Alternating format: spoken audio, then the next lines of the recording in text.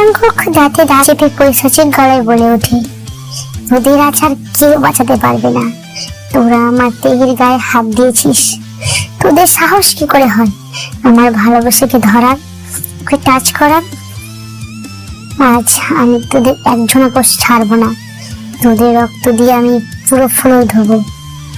Jungkook পৈশাচের মতো লড়াই করছে। সে যখন তেহির কাছে পৌঁছালো, দেখলো তেহি রক্তাক্ত অবস্থায় মেঝেতে পড়ে আছে। জঙ্কুক ধপ করে হাঁটু গিরে তেহির সামনে, তার রাগ এক নিমেষে হাহাকারে পরিণত হয়েছে। জঙ্কুক তেহিকে কোলে তুলে নিয়ে ভাঙা পড়া গলায় বলে উঠল, এই জান পাখি, তোর কিছু হবে না, দেখ আমি এসে গেছি, চোখ খোল প্লিজ। তোমার রাজা ফিরে এসেছে, আমি সব শেষ করে দিয়েছি, ওরা এখন আর কেউ বেঁচে নেই, এখন ওঠো। দেখো আমি তোমার জন্য সবকে মেরে ফেলেছি, তোমায় কিচ্ছু হতে দেব না। জঙ্কুক দেখে তেহির হাত পা ঠান্ডা হয়ে আসছে। সে বলে ওঠে, তুমি কেন কথা বলছো না? কেন তোমার শরীর এত ঠান্ডা হয়ে আছে? হসপিটালে করিডোরে জঙ্কুক পাগলের মতো পায়চারি করছে। তার সারা গায়ে রক্ত, চোখ দুটো লাল হয়ে ফুলে উঠেছে। ওটির আলো নিতেই ডক্টরের কাছে পৌঁছলো। ডক্টরকে হাত জোর করে বলে উঠল, ডক্টর কি হয়েছে আমার তেহির? ও কেমন আছে আর আমার বাচ্চারা কেমন আছে? ডক্টর কাঁপা কাঁপা গলায় বলে উঠল, মিস্টার জঙ্কুক, আমরা কোনো মতে আপনার একটা বাচ্চাকে বাঁচাতে পেরেছি, আরেকটিকে আমরা বাঁচাতে পারিনি, কিন্তু আপনার স্ত্রীর অনেক রক্তক্ষরণ হয়েছে। আগামী 24 ঘন্টা ওনার হাতে টাইম আছে, আপনারা ওনার সাথে পরে দেখা করতে পারেন। জঙ্কুক মুহূর্তের মধ্যে ডক্টরের গলা নলিকে চেপে ধরল। যে ডক্টরের দম বন্ধ হওয়ার উপক্রম।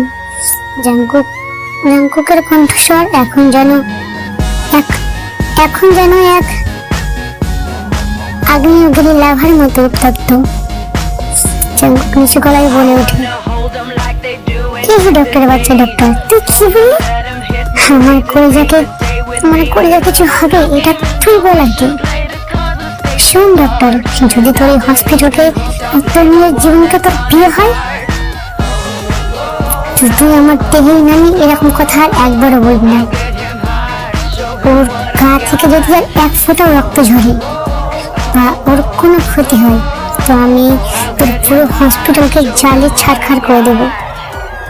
একটা কথা ভেবে রাখ, তুই আমাকে চিনিস না, আমি কে? আমি যমরাজকেও হার মানিয়ে আমার জান পাখিকে নিয়ে আসবো। জঙ্কুক ডক্টরকে দেওয়ালের সাথে চেপে ধরে। তার দু চোখ দিয়ে জল পড়ছে, কিন্তু মুখে তার এক কষ্টের হাসি ফুটে উঠেছে। জঙ্কুক বলে ওঠে, আমার জীবন নিয়ে খেলা করিস না ডক্টর। যে বাচ্চাটার কথা তুই বললি সে আর নেই, সে হলো তেহির অংশ, আর আমার তেহি হলো আমার নিঃশ্বাস। তুই কি চাস জঙ্কুক? বিনা নিঃশ্বাসে তুই কি চাস? এই জঙ্কুক বিনা নিঃশ্বাসে তোর পুরো হসপিটালটাকে জালে ছাড়খাড় করে দেখ। যা ডক্টর, গিয়ে আমার তেহিকে ফিরিয়ে আন। ওর বদলে যদি আমার সব রক্ত লাগে, আমি সব রক্ত দিতে প্রস্তুত।